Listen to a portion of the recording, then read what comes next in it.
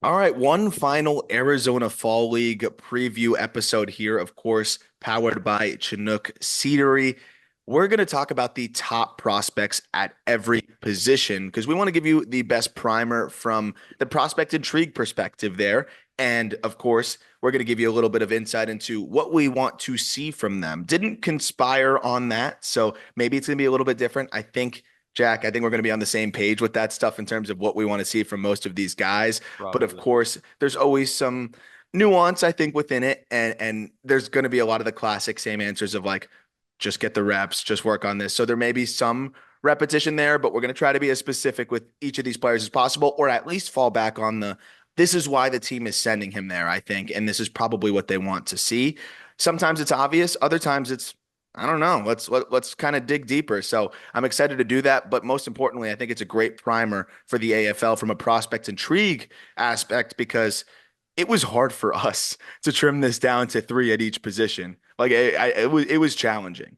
Dude, Cole Young got left on the chopping block. Tip of the cap to Cole Young, but he's not on this list here because we had three shortstops that we deemed, frankly, like more intriguing in the Arizona Fall League. And speaking to your point on Chinook, like we are amped up to be partnering with Chinook Seedery for our AFL coverage because, just like us at Just Baseball, Chinook started as a simple idea and blossomed into something way more. They started as a craving for a tastier, healthier sunflower seed. In turn, they made like the best things going right now, and they're not salt bombs. It is this pack a punch flavor with, salty, with sweet, with like Parmesan and pepper. I don't think that falls into like a salty category, but like they have so many phenomenal flavors to choose from. And the fact of the matter is, like, it is not overwhelming. Your tongue is not going to feel like sandpaper after the Yeah, fact, which no, is it's certain sunflower seeds and like Sour Patch Kids and sour Skittles where my mouth feels like it just got like beat up. But no, it's a good balance where you get the flavors with Chinook, and I've tried them all because they were kind enough to send us all the boxes when we were at All-Star Week and giving them out to folks who also seem to really enjoy them. But I tried every single one of them, and it's totally different, totally distinct, and I think it's more unique than just the barbecue, the classic, yeah.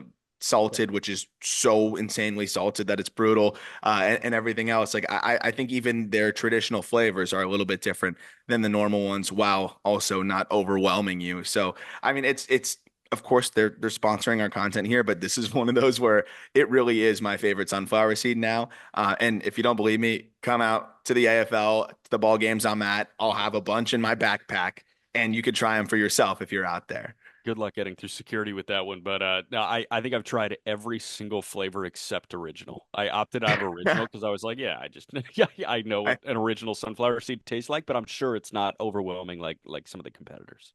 no, definitely not. And at a time now where I'm trying to cut down on the salt intake and sugar Yeah. intake a little Yeah, bit. It's you want the thin fingers. You're all about the finger presence. I yes, hear yeah, you on that. I'm trying to get into hand modeling. Oh yeah, Yeah, like Zoolander. Got yeah, you. Hey, Chinook stores are in, or Chinook seeds are in more stores than ever before. But help us help you in procuring the finest seeds on the face of the earth. Use promo code JustBaseball at checkout for 10% off your orders at ChinookSeedery.com. That link is also in the episode description. If you're a seed person, trust us. Chinook Seedery yeah. small batch sunflower seeds really are the best seeds going. Yeah, if you don't like them, you can just throw them back in my face in Arizona. I'm pretty confident that yeah, you'll enjoy them. But I just realized something now. I'm processing this right now. We left Cole Young on the chopping block. I Yeah. didn't really process that until you just said that. Yeah, we left Cole Young on the chopping block. And I was thinking we were doing this by intrigue. Yeah, I mean, Cole Young should probably. We'll go to the shortstop position, and just kind of talk about it because it becomes a Cole Young versus another prospect that was disappointing this year. Debate here, or at least just discussion.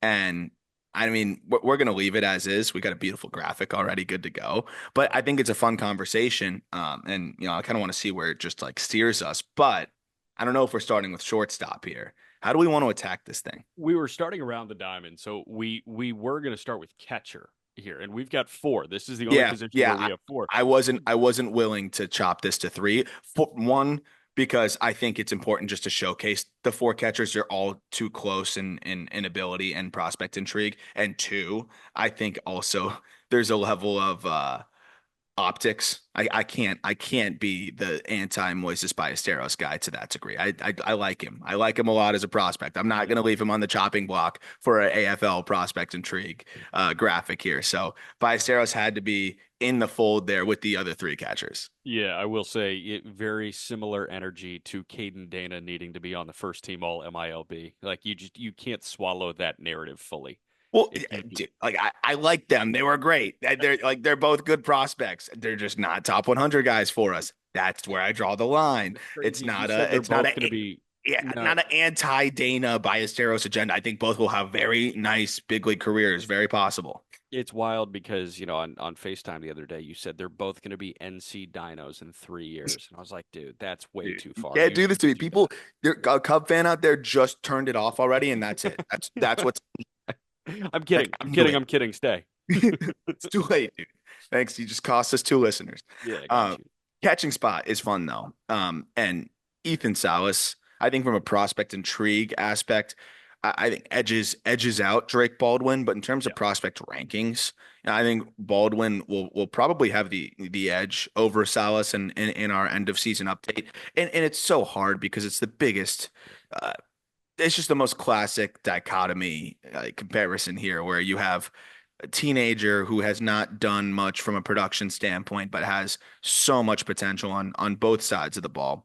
But then you have Drake Baldwin, who was one of the breakout prospects, I think, this year in the Brave system. Incredibly impressive season, especially on the offensive side. The EVs are gaudy. And I think he's the most big league ready catcher at this point in the minor leagues. So, I think you can have them really 1A, 1B. But of course, from an Arizona Fall League, watching guide interest perspective, we saw Drake Baldwin tear through AAA. I mean, whatever he does in the AFL is only just going to be solidifying the fact that he is ready for the majors. And I think that's going to be more just on the defensive side. I think especially just catch and throw, being a little bit more consistent there.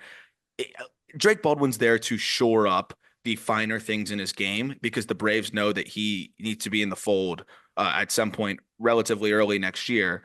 Whereas Ethan Salas, it's like this is a really big opportunity to develop further in a year where you did not really make any progress, at least that could be obviously seen in the production standpoint, right? Like there was not really any stretches where I'm like, okay, he's turning a corner here. That's not to say that Salas is a lost cause or whatever. He's 18, but it was something that, I was like, man, I wanted to see a positive trend.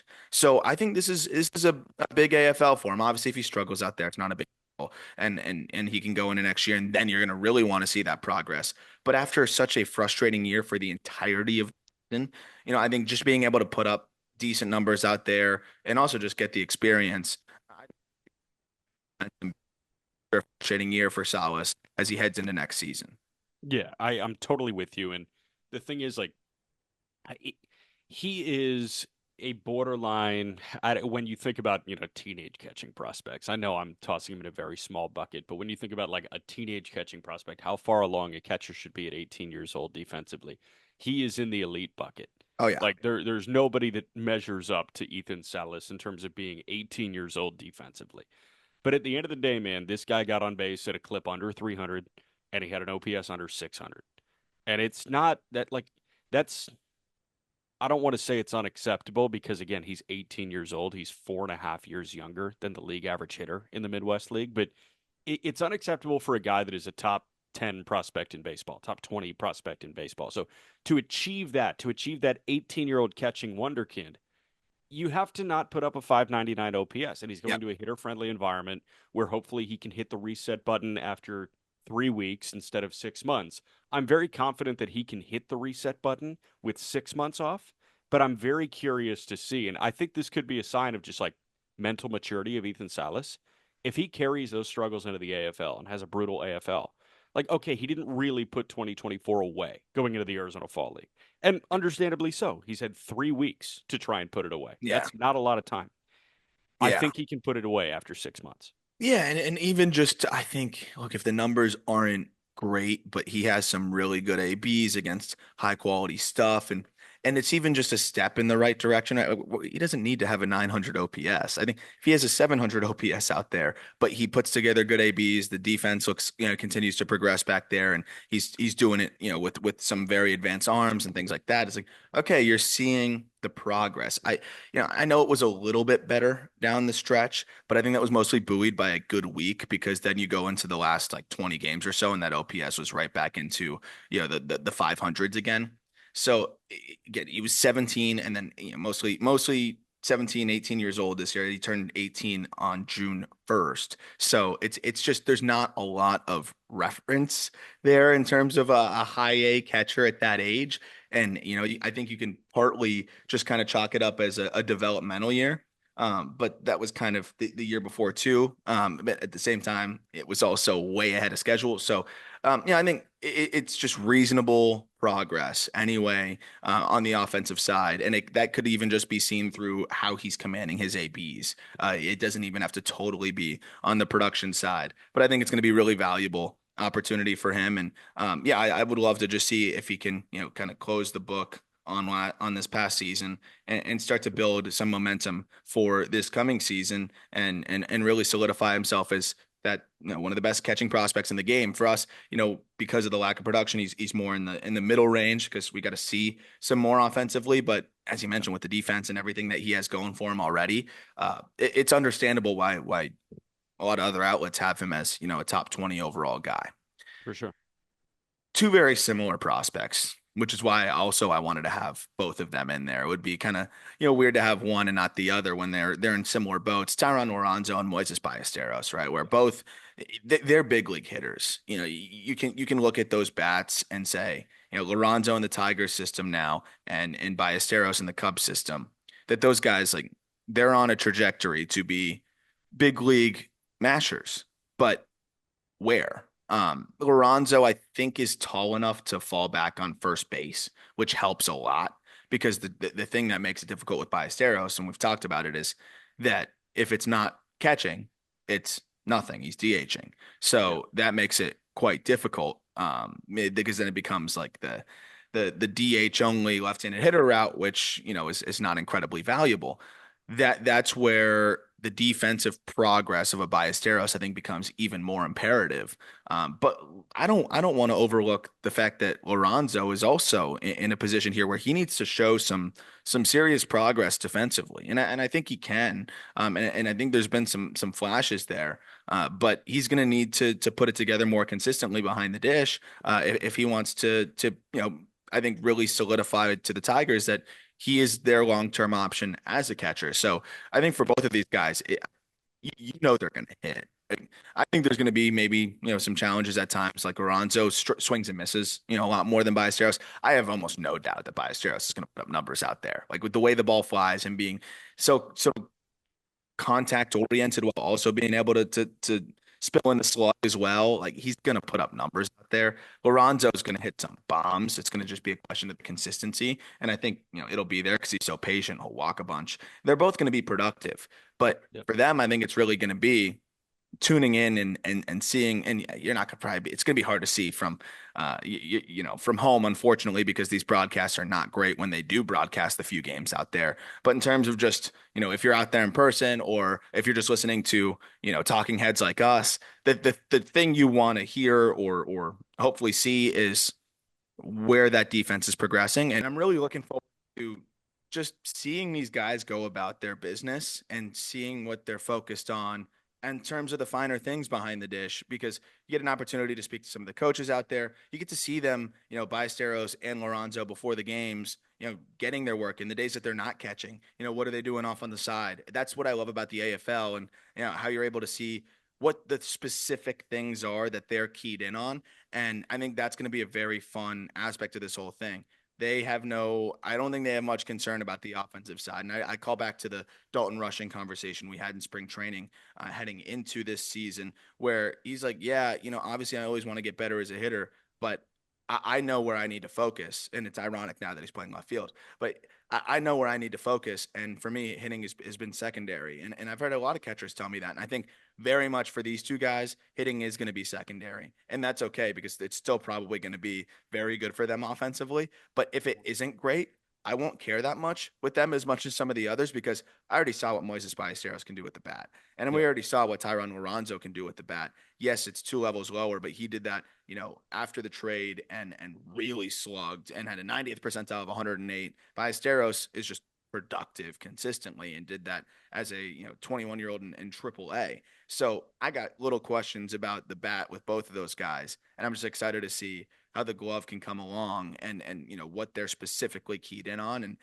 I think that'll give us a level of confidence or not, going into next season as to how likely they are to apply those things and build on those things. Yeah, and the only thing I'll add, on the Ballesteros point, you made it very clear, but I think on the Lorenzo thing, like, did you notice they scrapped first base after the trade? He was playing first base like maybe a third of his time in terms of defensive reps with the Dodgers, and he was doing that in low A, he was doing that in high A. Then after the trade, if he wasn't catching, he was DHing. Yeah. Like they stopped the first base thing, which is really interesting to me. They have their answer there long term. Now their answer there long term was in AAA for 3 months this year in Spencer Torkelson, but I feel like Dylan Dingler has left the door open Yeah. for a full time catcher, and I think that the Tigers see a full time catcher, possibly in Tyrone Lorenzo. So they want to say, hey, you're a catcher. You're not a first baseman. You're not, a guy that's going to bounce around a little bit. You are a catcher. You're going to do that. If you have a day off your knees, you're going to DH. It's not going to be at first base. Yeah. Don't worry about taking ground balls and all that Yeah. stuff. And if the catching experiment doesn't work out, You and got it time. just He's 21 years old. if it doesn't work, then he can go back to first base. He's tall enough, I think, to Right. play the position just barely, and he'll have time to get comfortable there. That's the difference. Where with the Ballesteros, it's like no matter what, he can't play first. So Right. that's the difference there. I like that you don't have to worry about first base right now. Like you said, he's got plenty of time. Give him this entire AFL, this entire upcoming season. Catch, catch, catch, catch, catch, and let's see, where he's at. But I think he's got a shot to be able to make it all happen. And if he does, I mean, from the power side of things, like we talked about it, Scott Harris loves his hit tool guys. Like Yeah. he loves his Kevin McGonigal types, right? The hit over power, but with the power developing. Lorenzo doesn't fit the bill of what Scott Harris targets typically at all. And we know that the Tigers had some other offers on the table with other prospects, but I think the upside was just too intriguing of a Lorenzo for him. And when you're getting a catcher, switching in catcher with a 90th percentile of 108, and a chase rate sub 20, yeah, I'm gonna take a chance on that guy. And when you see a GM very obviously stray from what he normally likes to do, I think that says something about the player. So I'm excited to see how he can develop defensively. And same story with Ballesteros. Like the game has come so easy to him. I'm still holding out hope that that side of things can start coming easier to him as well. Yep. First base, Hmm. this is a loaded position. I think. Would you say this is the most loaded position in terms of like prospect rankings, the average ranking of any spot by our just Probably, baseball rankings? probably. And, like looking at the graphic, I was a little confused as to why, one guy was in the two spot and one guy was in the top spot, but I think that's indicative of what's going to happen at the end of season update too. Yeah, Like, it was one of those where it's like, okay, well, you've got this guy ahead of this guy on the midseason, but like the way he finished, he probably jumps ahead. And like, I won't, spoil anything, and I have no idea if that's concrete or not, just for the sake of the graphic. Xavier Isaac was listed 2, Bryce Eldridge was listed 1. yeah, yeah. And I think you got to look at what Eldridge was able to do. And I know there's some aspect of it where it's like, okay, Eldridge barely even played in double. Are we going to just reward him for being aggressively pushed to triple as well?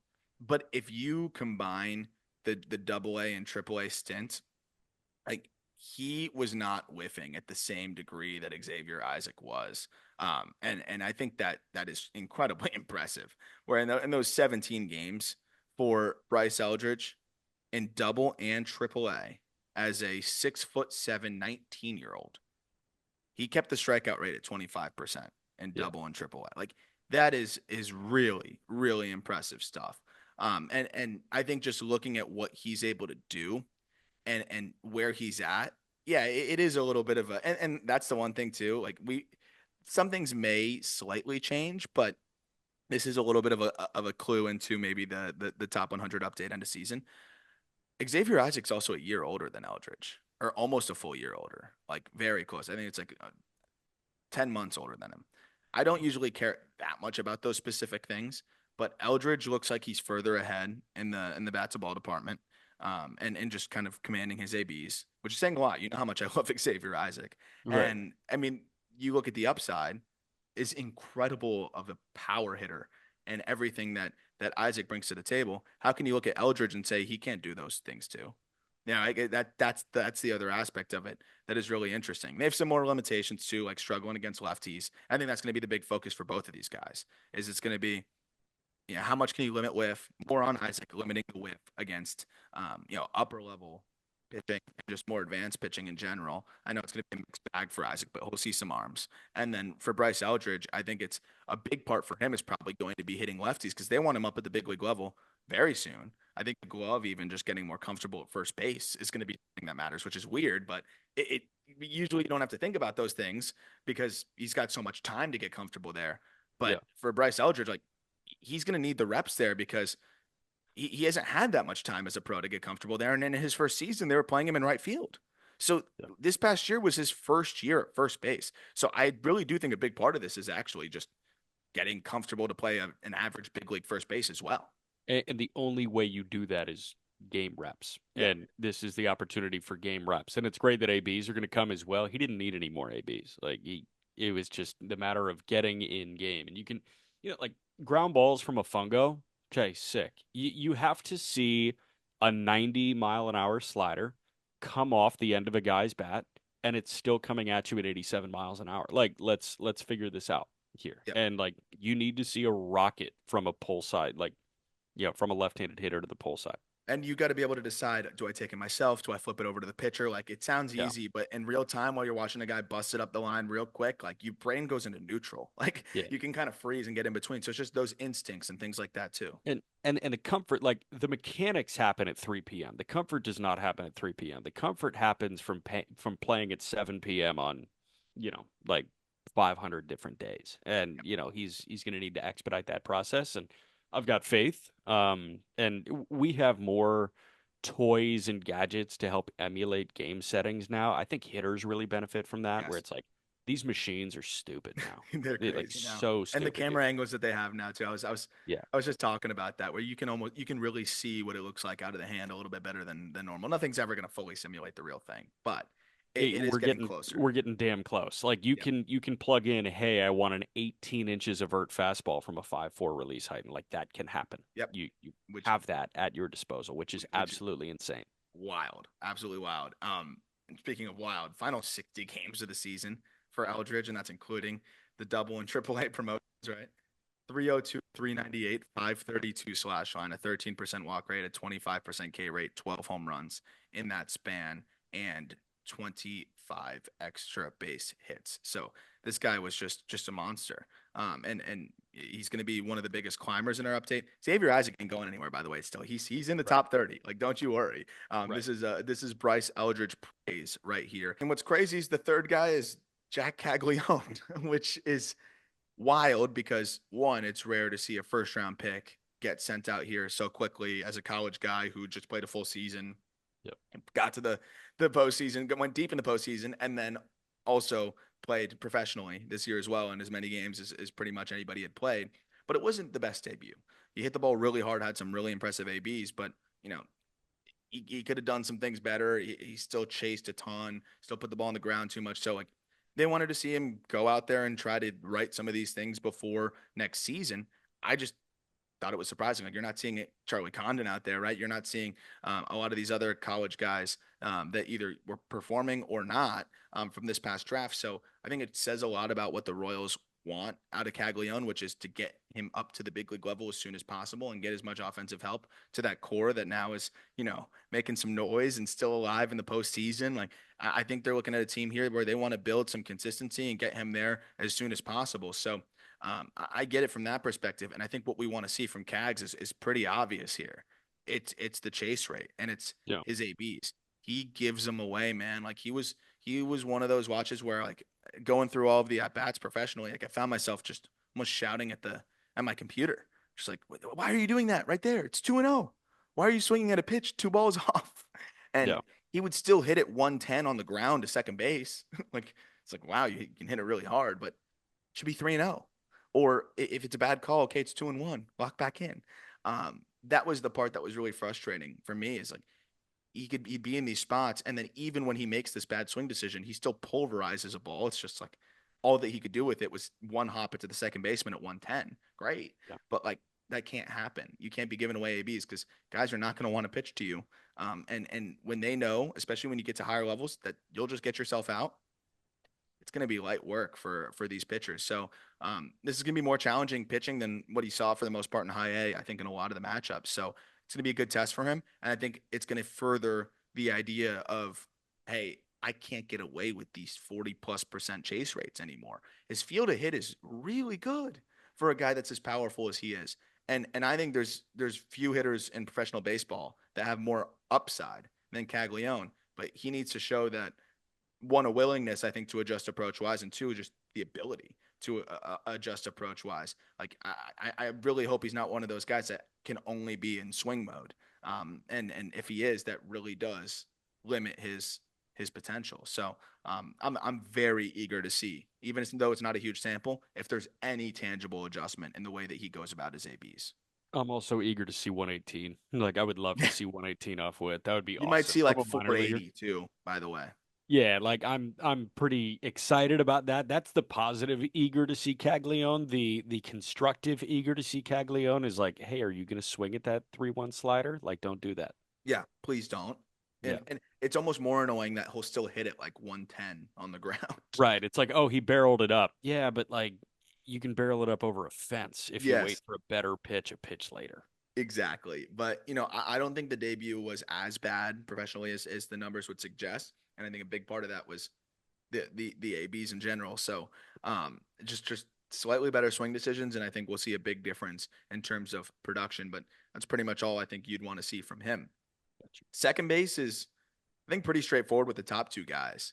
And then the third guy, I'm interested in like what you want to see Mhm. specifically, and then I'll kind of fill in there. Jet Williams, it's just, hey, make up for lost time, kid, Yeah. right? Like, and I'm thinking about this too from a perspective of clearly the Mets felt as though Jet Williams was a guy that could be fast tracked, and then unfortunately got hurt this year, so the year got wiped away. But they were ready to aggressively push this kid, and I get it. He great approach, super toolsy, hits the ball harder than you'd expect. Walks with the best of them, and can kind of play multiple spots. Was already starting to look to get comfortable in center field. He can play a solid second base. What I'm interested in though, I think with Jed also though is knowing that he may be a guy that can get up next year to help a Mets team that also has made a leap this year at the big league level and also looks like they can be competing for a while. Like, where do they play Jet? Because what was fascinating to me was final 7 games of the season when he got up to AAA to just get some ABs after missing the whole year. He was only playing short.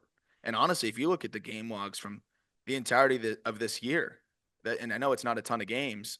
I don't have the exact number. Give me 2 seconds on that front. But I mean, he was playing shortstop still consistently. And normally, when you see the guy get fast tracked like that, you figure, okay, they're going to start to probably put him into positions that make the most sense for him at the big league level. But in these 33 games professionally this year, between Double A and a couple rehab games, and then back to Double A and then Triple A, Yeah. he was almost solely playing shortstop, which I just think is an interesting wrinkle in this whole thing. Yeah, I do think part of that was situational where he backfilled Luis Angel Acuna's spot when Acuna went up when Lindor got hurt at the end of the year. And Acuna, like, he essentially vacated the shortstop job for Syracuse. So, okay, Yeah, you put the prospect at short. He doesn't yeah, need to go play second. if Acuna and Jet coexisted, and like based on the timeline in 2024, that seemed to be like a plan in the back of their mind. You would love to see Acuna and Jet Williams at the same level. Then they would adjust, and Acuna would place him second, and Jet would place him second. But there it was like, hey, you had the shortstop prospect alone after injuries forced the other shortstop prospect up to the big leagues. Yeah. So I am curious to see, was that situational, or was that a concerted effort to get him off of second base? It's a good point because in his before getting hurt, when he was playing in April, it was shortstop, just game log here, shortstop, shortstop, shortstop, shortstop, shortstop, second base, second base, second base, center field, Yep. shortstop, and then he got hurt. So, I mean, I think the goal was, or the original plan was to move him around, and then yeah, that the surprise promotion of Luis Angel Acuna and just finishing out the season there made sense. Just okay, just get Jet more reps at shortstop. Can't hurt to have him playing there. But I'm looking at looking ahead. Second base makes a lot of sense, right? Jose Iglesias, great year. He's 34. He's gonna be 35 next year. And then you look up the middle as well. I think the number one thing I want to see from him is where they use him, because I think teams will tip their hand on just what they at least might want to experiment with or what they really want to focus on with a Yeah. guy. So is Jet playing predominantly second, or is he mixing in up the middle, or do they have him surprisingly playing more short still than you think? Like that side of things is going to be fun to see too. Yeah, for sure. I think you could say something similar with Tommy Troy, because I think Tommy Troy, who comes in number two, is also a guy that I still see as a second baseman long term. And he Yeah. finished the year playing mostly second base, but he played a lot of shortstop this year too. And he played a lot of shortstop last year. So are they going to shift him predominantly to second base? Is he going to get some reps maybe at third as well? But also the main thing with Tommy Troy is getting healthy Yeah. and just being able to produce as a healthy hitter. Missed a lot of this year and then came back. It was rusty out of the gate, understandably so. He missed a lot of time. And then the final 25 games, he put up an 873 OPS. So just trying to build on that. The whiff rates were slightly higher, especially from a guy that like Tommy Troy. But I think just seeing if he can keep building on what was a really impressive bounce back after he shook the rust off, I think that's all you really want out of a guy like Tommy Troy, who's still probably 2 years off from a big league promotion. I think so. This is the Arizona Fall League. Like the simplest way of putting it is getting guys reps that they didn't get during the course of the season. And you see a lot of injured prospects go to the Arizona Fall League, guys that missed, chunks of time during the regular season. And this is Tommy Troy. Like, Mm-hmm. we can get quantum physics on you, but like no interest in a Tommy Troy where it's like he needs ABs. Let's go Yep. get him ABs. We can get quantum physics on Tamar. Um, I I want to see like one or the other, to be totally honest Yeah, with you. Like exactly. it's not, oh, I want to see him lean into the bat to ball, propensity a little bit more, or oh, I want to see him get his A swing off a little bit more. I'm gonna go in and I'm not gonna be shocked at the first swing. Like if he's looking to, just put barrel on ball and like he is showcasing a bit better barrel control, it's like, okay, you're gonna lean into that then. If he's getting his ace swing off in a 1-2 count, like, okay, you're going to lean into that then. I just like, frankly, have minimal interest in seeing a lot of malleability from him. Like, I want him to kind of pick an avenue of who he's going to be in terms of an offensive profile. And I think it should be get it off. Like, yes, it was nice to see him cut the strikeout rate down, but he still ran a 74% in zone contact rate. Right? He still ran an overall contact rate of 67%. So, in the process of, yes, he cut down the strikeout rate, still in that process ended up cutting down his slug, where he slugged 379 this year. And so instead, he was a tweener. Like, look, he's going to walk. We know that he has a phenomenal feel for the strike zone, and he's got juice. Like we've seen him put up big time EVs. So I'd rather just see him be a high risk, high reward, three true outcome, uh, hard hitting, left handed hitting second baseman.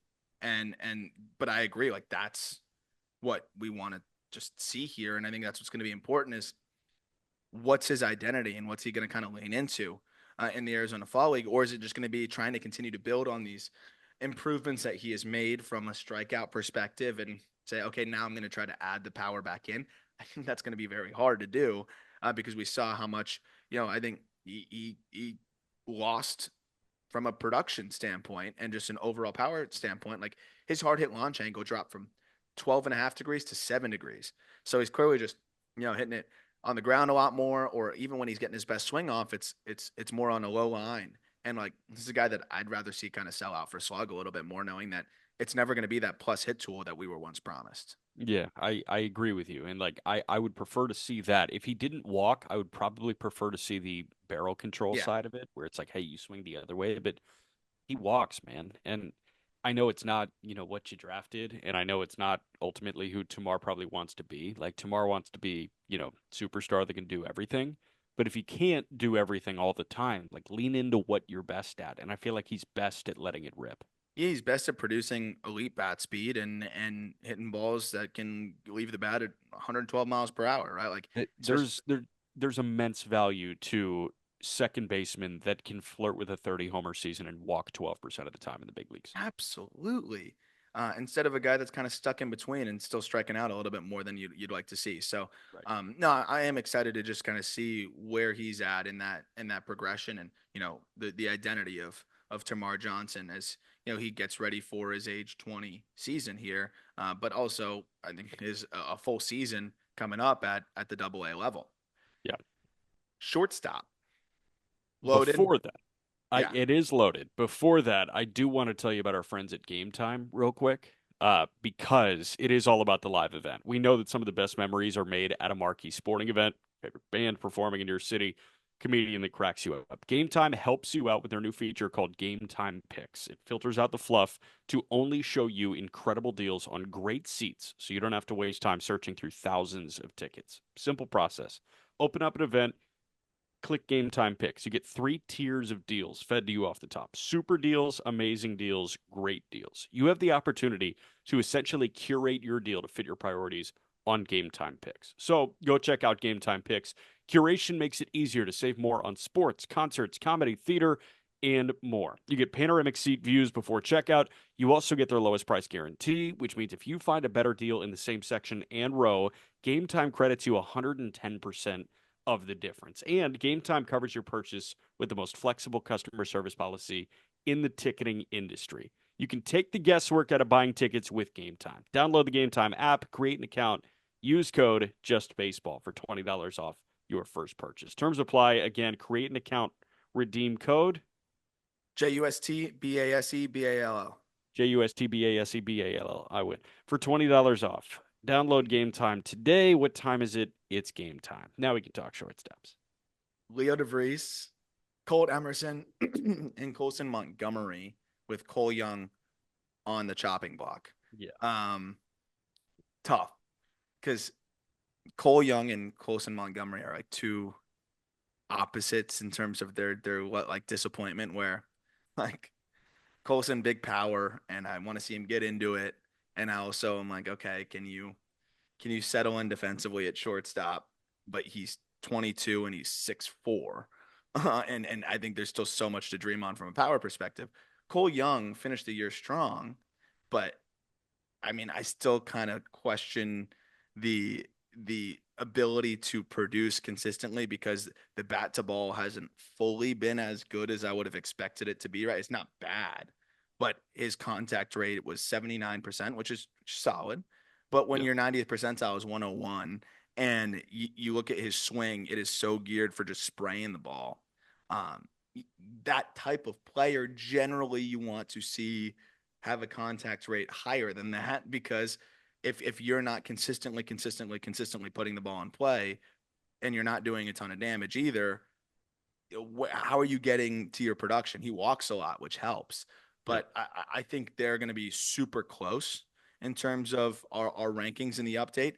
I think Cole Young could have the edge, but in terms of the intrigue in the AFL, I'm more interested to see Colson Montgomery because I don't really know what Cole Young could find or adjust in the AFL versus a Colson Montgomery. I think is an adjustment away from tapping into 30 plus home run upside. We'll say Cole Young demolished down the stretch where he hit 331, 441, 432 over his final 40 games. He also had a BABIP of 405 despite having low EVs. So, I think there was some good batted ball luck in there, but I think there's just more intrigue to Colson because with a mechanical adjustment, he can be 30 plus homers and kind of solidify himself back into the upper echelon of prospects. Where with Cole Young, like, yeah, he can make some progress bat to ball wise and get a little bit more well rounded. But I just don't see a huge shift coming from a Cole Young or really anything that could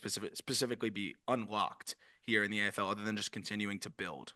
Right. You're asking them to level up in two separate ways. I think Colson, you're saying rein it in a little bit in the batter's box. And Cole Young, you're saying like, do more, branch out. Come on. It's easier to rein it in than I feel like branch out. Yeah, or than it is to level up in the bat to ball department to where you're improving your contact rate by 5-6%. Right. Like that's just really it's really hard to do. Well, and Once you're it's is also like, okay, make more contact on pitches than the strike zone. How? Like yeah, I don't know the answer to how. that's a harder one. Where it's Colson, I see his mechanics, I see where he's at. The lower half is just not in sync with the upper body, and like there's some obvious things I think that got him out of his swing. We talked about that in the White Sox episode. Like with a couple adjustments, all of a sudden this 6'4" masher, which we've seen flashes of phenomenal combination Yeah. of power and bat to ball, like all of a sudden he could unlock and be back to that monster. But though that's for the third spot here. Yeah. Leo DeVries is in the top spot. Obviously, he's a top 15 prospect for us already at Just Baseball. And Colt Emerson, who's top 25 prospect for us at Just Baseball, is in the number 2 spot. We talked about them kind of specifically in the roster preview where DeVries was going crazy, in high A for the Padres down the stretch. And I think the big thing was okay, clearly things clicked for him and he was really starting to settle in and then he got hurt. So I think just knowing how aggressive the Padres are with their handling of their prospects, like they want him to recapture what was impressive. Impressive would be selling it low. I think over his final 30 games of the season, he was hovering around 1,000 OPS as a 17-year-old in low A. So I think just having him go down, it was like, oh man, like this was a special run he's on. I think they want to get him back on that momentum so that he can carry that into next season, and then they can very aggressively push him. So I think it would just be seeing if DeVries can recapture what he had done down the stretch of the season, which was an 1,000 OPS over 150 plate appearances, which is crazy. Yeah, no doubt, man. No, DeVries, DeVries essentially played the entire year, right? He logged what, 90 to 100 games? I want to say I Yeah, don't have yeah. it in He front of me. he finished at like I think right around it was 75 games, Okay. and he got hurt in I think middle of August. Okay. Yeah, I guess, just wrap it up, tie a bow on a good 2024 season. With Emerson, like I don't want to call them concerns yet because we're so early in it, but I feel like, we've seen several tweaks with Colt Yep. Emerson. Yeah, some late starts to the season for sure. Yeah, it would kind of be nice to, see him put together a clean month in terms of a clean bill of health. But both these guys, like, they have tantalizing upside. Like, it is absolutely insane. And I feel like it's very hard to separate these two in terms of just like who's the top spot, who's the top shortstop. And Yeah. I feel like it's going to be a pretty similar conversation and a very tough decipher when you do the end of season update as well. Oh, absolutely. And I think the youth, given that DeVries is just about to turn 18, but Emerson just turned 19. And the swing itself is one of the more aesthetically pleasing swings I think you're going to see at the lower levels. Yeah. And with Emerson, like there's still power to dream on. The approach is so advanced. But he finished the year not great, so the 661 OPS over his final 25 games after a late start to the season as well. They promoted him to high A. So, I mean, that was part of the reason why he didn't finish it great. Like it was a test for him. And then the final 3 games, he did compile 7 hits. So that part was nice. But overall, like there was an adjustment period to high A.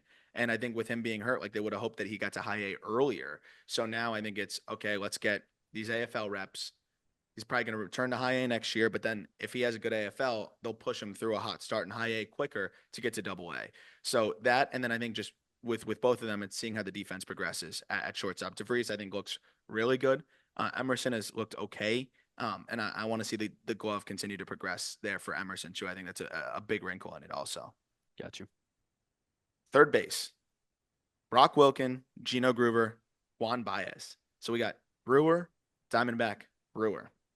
Wilkin, I mean, first round pick, big time power potential.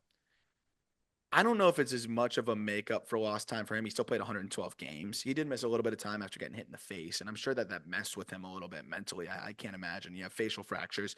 Try to get back in there and get comfortable. But let's call it what it is, man. It was a disappointing year from Brock Wilkin. I He think hit so. 196 this season. And I know that he was in double A pretty quickly, but he's also 22. And I think he's just going to need to show signs of heading in the right direction. I think it's just that simple. He hit 196 with a 664 OPS. He needs to be Yes. better than that. Now, counter, he was in the hardest league to hit that we have in minor league baseball. But, you know, that counter is like, oh, well, that negates it if he was hitting 230. No, he hit 196, like you're saying. So, there's a difference between being slightly disappointing in the most pitcher friendly league in minor league baseball and putting together a season that Brock Wilkin did. And at the end of the year, like, yeah, he still put 17 homers out, but Yeah. he was playing in a pretty home run happy ballpark in Biloxi, too. Like, you would like to see that number tick towards 20, especially when he hit 31 last year at Wake Forest. Like, it would be awesome if he played 109 games and had 20 homers. It's in the tank. I, I I'm sure that getting hit in the face weighed on him a little Oh, bit. no Like doubt. I'm sure that knocked a month back on his progression. It was scary. Yeah. But you know what the craziest part is to your point? So the double A numbers alone were 199, 312, 363 slash line.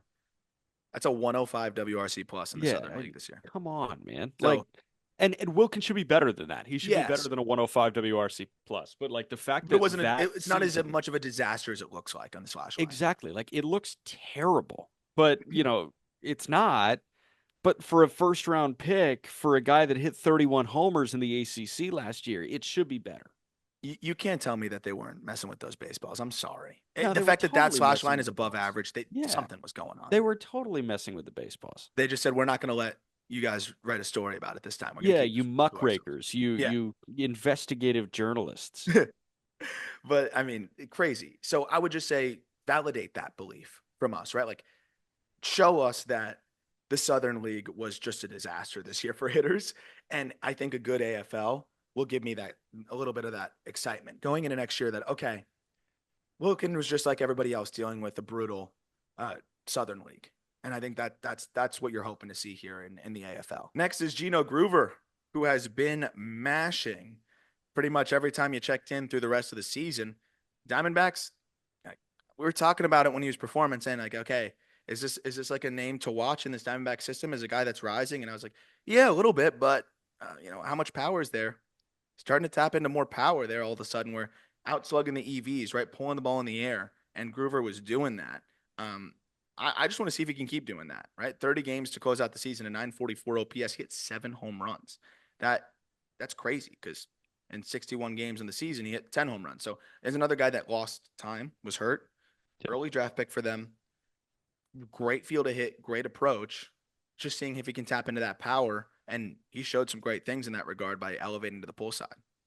Yeah. No, I am curious to see Gino Groover. I didn't watch too much of him at NC State, and frankly, like Diamondbacks organization was not one that I was checking in on much throughout the season because they were so underwhelming. Like, who am I going to check in on in that Mm-hmm. organization? And unfortunately, at points the answer was Gino Groover, and at some points the answer was you mean Lynn early, but that was more of a 2023 guy.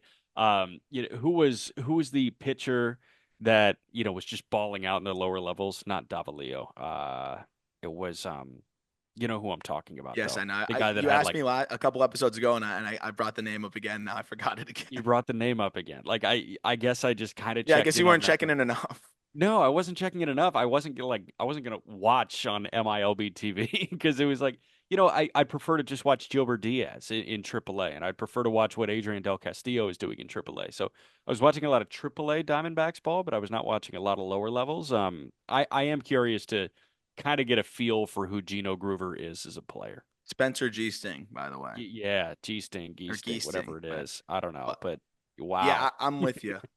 And I think just the way that he finished the year, though, definitely makes me a lot more excited. And he looks like he could be that outslug the EVs type. Yeah. Last guy at third base, Juan Baez, 19-year-old. He was 18 for the first half of the season. Brewer system seems to be another one of those polished hitters that the Brewers identify as well as anybody. You run an in zone contact rate at 89% this year, but I think the clear thing with him is can he get the ball in the air and just can he slug? Because if he's a third baseman, man, like you're going to need to slug more. Obviously, he plays some second base as well, and maybe that might ultimately be the profile for him.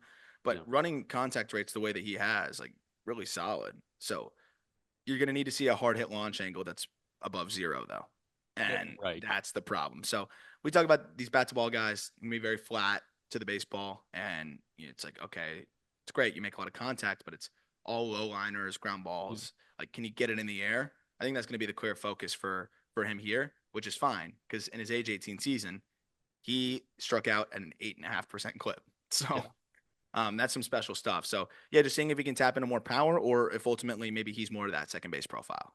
Well, and you're rewarded for tapping into that profile in Arizona. Like Yeah, you're very much so rewarded because if you get the ball in the air, it's gonna go in those ballparks. So I am excited to see what happens on that front. But like, it's funny Milwaukee is sending two of those guys out there where they kind of have to figure out, you know, what Juan Baez's offensive profile is and what Luis Lara's offensive profile is. And I know that we're going to talk about him, but it's kind of that same thing where it's like, are you going to tap into the extreme or are you going to show us a little bit more of something else?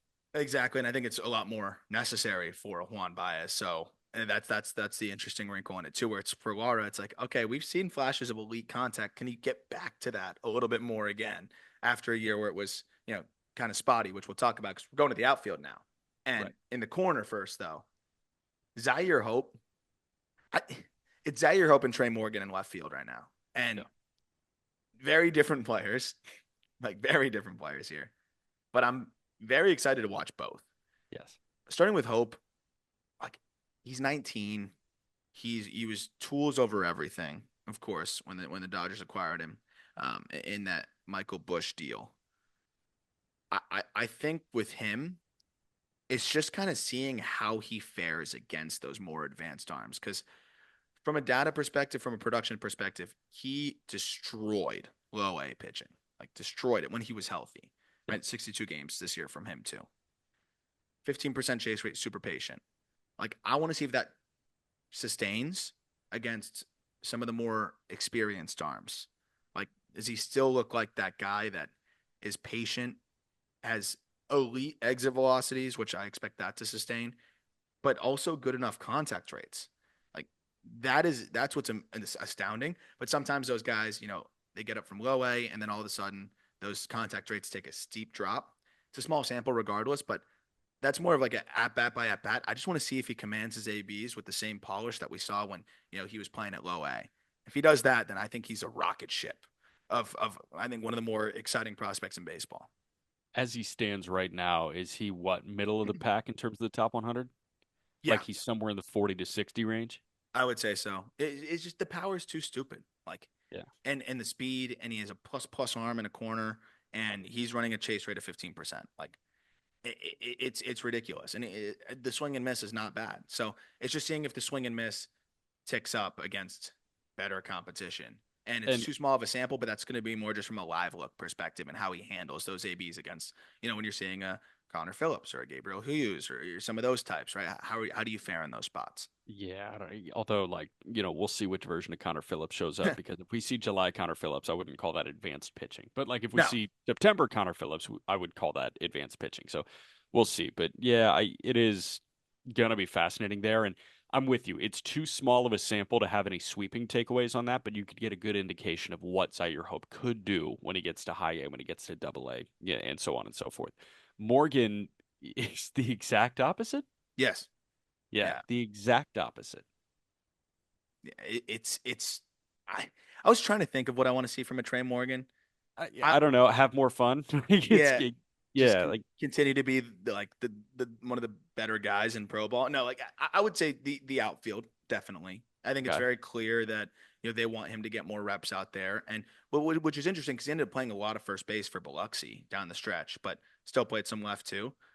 Sorry, not Biloxi, Montgomery, yeah. in Double A. But I think they clearly want to have that versatility with him, and being his offensive profile is a little bit more bat to ball driven than power driven. Like It's probably a guy that you want to be able to have at multiple spots. But also just a nitpick specific thing. Started to swing and miss at fastballs, a lot more four seamers in particular down the stretch, and he has to be a guy that's it doesn't really have a swing and miss pitch that's to that degree, and it definitely can't be fastballs with where we've seen him when he's right in terms of making contact. So I would say just showing that he can handle the four seamers and the higher quality four seamers because that seemed to seep into the game a little bit more in Double A, which is fine. It was his age 21 season, and he was playing multiple spots, but you know he's got to make a lot of contact, and that started to become a little bit more challenging for him against higher quality four seamers. Yeah, fair. I will say, like, I might go to the bathroom when Trey Morgan is hitting, and it's like I know what I'm getting. It's fun, so I might stay, but also like I know exactly what I'm getting in terms of a profile. Like he knows it. There's nothing he needs to learn about himself It's just that he getting doesn't already know. more well-rounded, I think, or I would actually say just more polished in that exact profile, I guess Sure. would be, and just leaning into that. And he's already pretty damn polished. Like it's Yeah, just a matter of getting more polished because then that's big league caliber and not really exactly. good double A caliber. Exactly. But I am excited to see how he fares out there and I'm with the you. Like outfield that's the one thing. Defense for me. Like I would love to see some batted balls his way. because he's going to be elite at first, but he's going to need to play a Yes. decent left too. Yeah. Center field, Drew Gilbert, Luis Lara. Gilbert hurt, played 62 games. Seems to be the magic number here. Um, Yeah. but I mean, got picked apart by secondaries, dude. Like picked apart. And I know he wasn't right, so like I'm gonna give him the benefit of the doubt there. Yeah. But an in zone whiff rate of 30% against secondaries cannot happen for Drew Gilbert because yes, Gilbert can elevate. He does that. He's gonna hit the ball in the air, and he's definitely an outside the EVs guy, but he's not gonna hit you 30. So like he can't be swinging and missing the way that he was. And I saw some challenges with the secondaries when we saw him on the backfields, and it seems like that's kind of spilled through a little bit. The contact rates were elite against fastballs too, so that's the interesting side of it. So I think for him it's getting healthy, but it's also like he's 24 now, like he's got to get it going. So I would say how comfortable he is against secondaries will be a big thing to watch, and then defense and center because I think with the bat not fully being what we were hoping, yeah, Yeah. at least out of the gate here, like it hasn't fully been as productive in the upper levels. Maybe some of that is with injury. Regardless, if he's a good center fielder that takes so much pressure off of the bat, or even if he's just able to play a viable center field that takes so much pressure off of the bat. So I think that's a big part of this thing as well. I hate to be this guy, but like he's small, dude. Like I don't know. I think Jet overcomes it, but seeing Jet and Drew Gilbert, in person when we were there at spring training, I was kind of taken back with how small Drew Gilbert is. And yeah, it doesn't have to be a bad thing. And good baseball players come in all shapes and sizes, but yeah, like he needs to make more contact if he's small like Yes. that. It sounds simple. It sounds maybe oversimplified to you, but at the end of the day, like he kind of plays the game like a small guy, and like we need him to either tap into a little bit more power than your frame would suggest, or make more contact Yeah. to lean into the frame. Yeah, and being able to play a viable center field will take the pressure off of that It, need, it but he still helps. needs to do it. It So helps. But like that's the going Mets to are be fun to looking for watch. everyday big leaguers, and like okay, good defense in center field, like that gets you a fourth outfield job. Like Yeah, he's a former first round pick. Like he was part of the Verlander deal. Like yeah, this yeah, should be this should be an everyday. You should have the idea of an everyday guy. yeah. And those are the things that we'll have to shore up out here. I'm going to chalk up some of that to the injury. The EVs were down, and I think he may just not have ever really felt like he get his feet under him. So Yeah. hopefully that was the case, and he can get himself right and get some momentum going into a second AAA stint this coming season. Luis Yeah. Lara, just 19 years old still, by the way, Wow. doesn't turn 20 until November. It wasn't the best year for him in High A this season. And the Brewers, I still think have a good one here, where at the very least he fits that fourth outfielder mold. But I'm just never going to count a guy with these instincts out with this field to play the game. I know he's one of the favorites in the Brewers org in terms of just his work ethic, just how easy the game comes to him from a mental perspective, and you can see that when he plays defense and center. You can see that the way he commands his ABs. but Yeah. it just wasn't there from him from a production standpoint this year. He put the ball on the ground at a 51% clip, and he was a guy that in the past had been spraying it more consistently all over, and just didn't do that nearly as well this year. Switch hitter, so it can be tougher when you're acclimating to those next levels, but he's never going to be a guy that's going to slug. Obviously, he's 5'7", and he's like a buck 60, but you got to see him lean into that gap to gap a little bit more. And he has shown that he can sneak some balls out.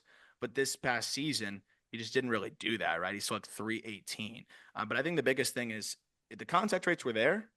They were solid, but he struggled with the higher quality secondaries, and that can't happen for a guy of his profile, right? It's got to be upper 80s percent, in zone contact rate across the board.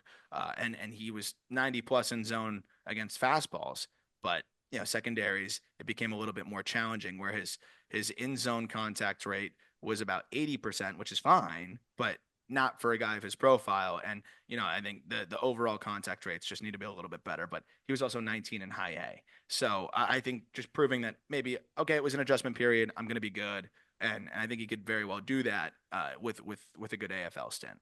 Yeah, I could totally see that. Right field, Chase DeLauder, Alejandro Osuna. DeLauder the Guardians, Osuna the Rangers. DeLauder, there's really not much to see at this point. What he did in spring training, what he did last year, what he does when he's healthy is destroy baseballs. I mean, obviously, we want to see him like shore up that drift a little bit more to tap into the ceiling, and the ceiling is exorbitant. But in his final 20 games of this year, after missing so much time with more foot issues, he had a 912 OPS. He walked as much as he struck out, and he ran a in zone contact rate of 90%. When he is on the field, he's a monster, even with some mechanical questions. And he's proven that he can just barrel balls up. So I wish there was I wish he could answer the health thing in 25 games, whatever. He can't, but obviously he can make it worse by getting hurt. So just check the box number one to check is healthy, and then two, I think it would just be seeing if he can continue to shore up that lower half and just be a little bit more consistent in keeping his weight back because the ground ball rate starts to sneak up a little bit more when you start drifting, and so that's just something to watch. But again, like I think he's already proven that he can overcome some of the things that kind of are unique about his mechanics. I am very excited to sit next to you behind home and watch DeLauder swing a bat because I don't think it makes any sense. And I know that you say, hey, it doesn't make sense, but it produces like, these crazy numbers. And I totally get it. But dude, like, I see a swing that I feel like could be picked apart. And I need you to like mansplain to me why it won't get picked apart at the big league level. I can very well do that, and honestly, there's some aspects that I do have some questions if can they blow him up inside with that I think drift and so. I think the answer is yes. yeah, so like those are things to see, and we're gonna see guys throwing fuzz, right? And so like Yeah. there's gonna be examples of that. Maybe guys won't execute it as consistently as the big league level, but we'll be able to see some pitches getting up and in there and see if he's able to turn it around. I've seen him do it, but I don't know if I've seen him do it against 98. So it'll be fun, and I think that's going to be a specific thing to key in on. But we might not have to as much if he can stay into that back hip a little bit longer. Um, Alejandro Osuna, he's a Rangers, I think, hitting prospect of the year, right? I think Yeah. with everything that he did. Yeah, we talked about, I mean, like what he did in terms of a well-rounded offensive game was just crazy. I think the big thing to watch with him is just cutting down on the whiff. Yeah, even though he was incredibly productive, a lot of underlying markers that point, and that's why he's not as highly regarded as a prospect. A lot of underlying markers that point towards, some challenges that could come against big league competition. The fact that he was as productive as he was against Double A pitching is great though. But Yeah. overall contact rate of 67%. It's got to be better than that. But overall, it was a phenomenal year, and I think just trying to build on that and then shore up the contact rates, I think will just be a big thing to watch, and as well as just swing decisions on secondaries. Real quick on the utility guys before we go to the starters, and then relievers we'll just name them because I just don't. There's not. What are you going to Well, look and we for? already talked about all these guys when it came to like the roster breakdown and everything Exactly. like that. So So we'll just kind of fly through it. Utility, Sajazi, just I think big perform. leaguer. Yeah, he's a big Big leaguer, leaguer. man. I'm interested to see where they deploy him defensively because Yeah. he's going to be. You said big leaguer, right? Big leaguer. He Yeah. should be in the fold next year. Where? Um, it was second base and shortstop all year this year, and a lot more shortstop. Maybe you get some reps at third. Maybe you get some. And I know they have Arenado, but I just want to see like, do they see him as a super utility guy? Does he start getting even some reps at first? Like, do they start just playing him all over? Maybe like, or is it just still up the middle? And there's a guy that we just see as an option up the middle, and we'll figure out where he fits in once he forces our hand and hits. And I think that's the other side of it, right? Is like it wasn't as productive of a year as we would have expected, but this is a guy Yeah. that elevates consistently, and I do think he's going to put up numbers out there. Chase rate needs to drop. It's 35% all year long, and it was high, in the show as well. I think that's probably the most specific thing I could point towards. I'm going to pitch something real quick. Win it short, obviously. Sajazi at second. You move one of Burleson or Gorman to first base, and then the other DHs. Like And I then, feel so like where's Donovan playing in the outfield? Donovan bounces around. Okay, Donovan's value comes from bouncing around. yeah, no, I So don't hate that at all. And also, Jay's great, a lot better on the short side of the platoon. So that could be a guy that spells, especially for Gorman, and could spell for Burleson as well. So yeah, that's another interesting wrinkle in this thing as well. Edwin yeah, Arroyo, Cincinnati Reds, just healthy, right? healthy. Like, and that glove, like, is it continued to be as advertised at shortstop, and just up the middle in general? But yeah, I think it's just health and just how does the bat look? Because So it's been streaky at points, but he's definitely a guy that can elevate consistently and can sneak out more home runs than you'd expect from his frame from both sides of the plate. So speaking of health, two guys that I should mention before we move on, because Sajazi does still have prospect status. Two guys that don't have prospect status anymore that are out there. Christian Encarnacion Strand, who we Yeah, mentioned. I was scrolling through the roster and I saw Matt McLean on yeah, the Matt McClain's roster. gonna be out there. Yeah, which is, I mean, dude, like that's awesome. That is like the best player on this list. Like, Yeah, it's not even close. But, I mean, McLean. Like, I'm very curious to see, what that looks like in terms of, hey, does it look like a big league rehab assignment where you get three plate appearances and then you're gone? Like, I think it probably will. I think they'll treat I him think like so a, too. a big leaguer in spring training. Absolutely, especially with that shoulder being a wuss, and he already showed so much in his 89 big league games. So that team's going to be pretty loaded with Encarnacion, Strand, and McLean. Right. But Arroyo just being able to pick it up the middle, see how the bat looks, and see how he looks after a shoulder issue as well. Tyler Callahan, he had a nice year. I think overall they played him everywhere. Right, it was like second, first, left, third. Like I just want to see if they keep leaning into that utility side of things, but not a ton beyond that. Just more of what other positions are they going to have him at, and how does the bat continue to look? Like do I fully see a big league bench piece here potentially or utility piece here? Fair. Pitching side, we talked about Grant Taylor health. This is some of the best stuff. This is the best stuff in the AFL. And I think some of the better stuff in the minor leagues, if healthy. If healthy, he's a top 100 prospect. White Yeah. Sox, I think, have stole him, being able to get him. He took over his rehab, but then lat issue wiped out most of this year. The several starts that he was able to make this year were ridiculous. Yeah. So just that simple with Grant Taylor. Connor Phillips, pretty simple with him. Throw strikes. Like he looked like himself again in the final month and change. Whatever you did in September, keep doing that. Keep doing that, and can you? Or are we going to start to expedite this transition you to the bullpen thing, which wouldn't be the worst thing in the world considering where the Reds bullpen is at. But they want to have him in the rotation, and he showed that he could go 6 innings Yeah. at the end of the season again. So that's a big thing to watch for the Reds. Gabriel Hughes, simple. How do you look off of TJ? We know he's been throwing well, maybe even up a tick. Do the Rockies have a guy here that they can actually push up pretty quickly because he was a more polished college arm? Just what does it look like after TJ? Carlos LaGrange, 6'8", pitcher in the Yankee system that can run it up Yeah. to 100, but missed a lot of the year. We've only really seen him in 3 inning spurts. How long's the leash? And fastball shape hasn't always been great. So that's something I just want to see, like the quality of the stuff. Is this just a big, tall guy who throws hard, or is this stuff really like going to stand out there? Yeah. That's a big thing I want to see with him, and also can he throw strikes? I know he was hurt this year, but like he walked a lot of guys when he was available, and the year before he walked 13% of batters as well. Got you.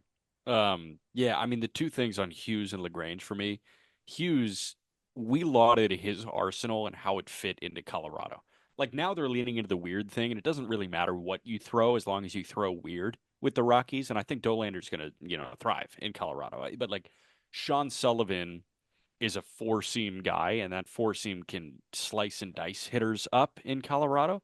Um, Hughes is more that traditional sinker slider, and like that works in that ballpark. Like what we liked about Lodolo as a prospect, tick it down a couple notches, and that's what we liked about Gabriel Hughes as a prospect. Oh, Yeah. if you call that your home ballpark, you can survive because your arsenal plays in to that ballpark. And then Lagrange, like repeatability for big Yeah. people like that. Because That's it's hard. freaky stuff. Like, so it'll Yeah. be fun to see, and I'm glad he's out there.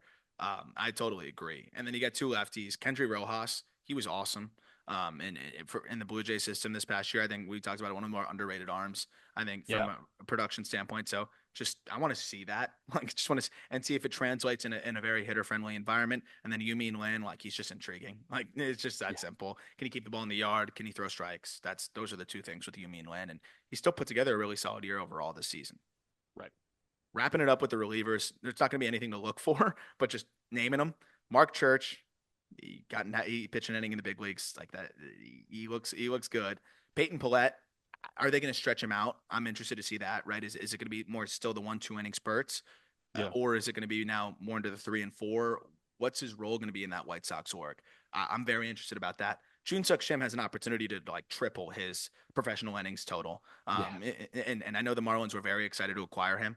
I'm so excited to see what it looks like. For him, it's very simple. Just can you throw more than 8 innings and feel okay? Because Right. if you can, that's a huge win. TJ Brock, Toronto, coming off of injury, loud stuff.